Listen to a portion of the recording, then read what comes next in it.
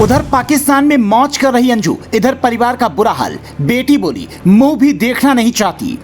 ऐसी बेटी का पिता बना ही क्यों मैं, ये कहकर रोने लगे अंजू के पिता। हमेशा के लिए खत्म कर दिया रिश्ता।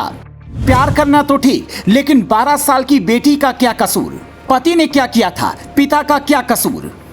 पाकिस्तान में अंजू ड्रोन से वीडियो शूट करवा रही है। अलग अलग पोज में फोटोशूट चल रहा है, निकाह हो रहा है, आसपास मीडिया का जमावड़ा है, सुरक्षा में पुलिस लगी है और भारत में उसकी बेटी का रो रो कर बुरा हाल है। अंजू की बड़ी बेटी 12 साल की है और आजकल 12 साल के बच्चों को अच्छी खासी समझ होती है, तो अंजू की बेटी भी जितना समझ पा रही है उसके हिसाब से बोल रही है। उसका कहना है मां ने पापा को धोखा देकर पाकिस्तान में अपने प्रेमी के साथ शादी की है।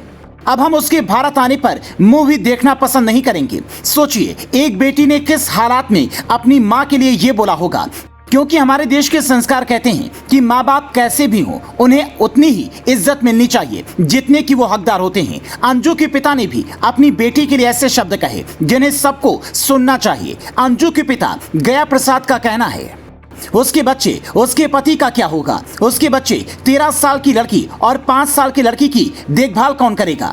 उसने अपने बच्चों और पति का भविष्य बर्बाद कर दिया है। उसके बच्चों की देखभाल कौन करेगा?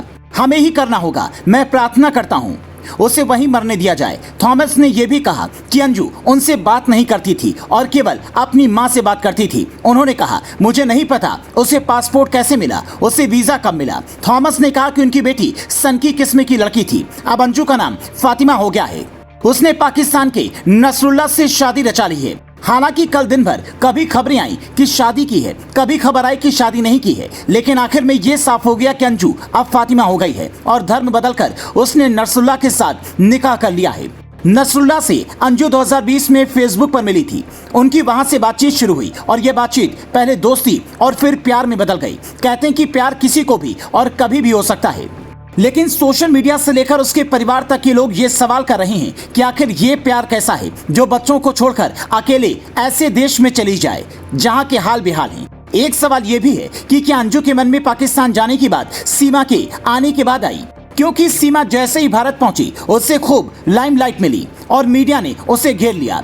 तो कहीं ऐसा तो नहीं कि अंजू भी इसी लाइमलाइट की चाहत में पाकिस्तान पहुंच गई, लेकिन अंजू शायद ये नहीं समझ पाई कि भारत और पाकिस्तान में जमीन आसमान का फर्क है। और फिर नसरुल्लाह तो रहने वाला भी खैबर पख्तूनख्वा इलाके का है, जो पिछड़े हुए पाकिस्तान का सबसे पिछड़ा इलाका माना जाता है। अब वहां के एक छोटे से गांव में अंजू फंसी बैठी है। नानी के लिए कह सकती है, न वहां पर किसी चीज से इनकार कर सकती है। अब जैसे नसरुल्लाह कहेगा उसे वैसे ही करना होगा।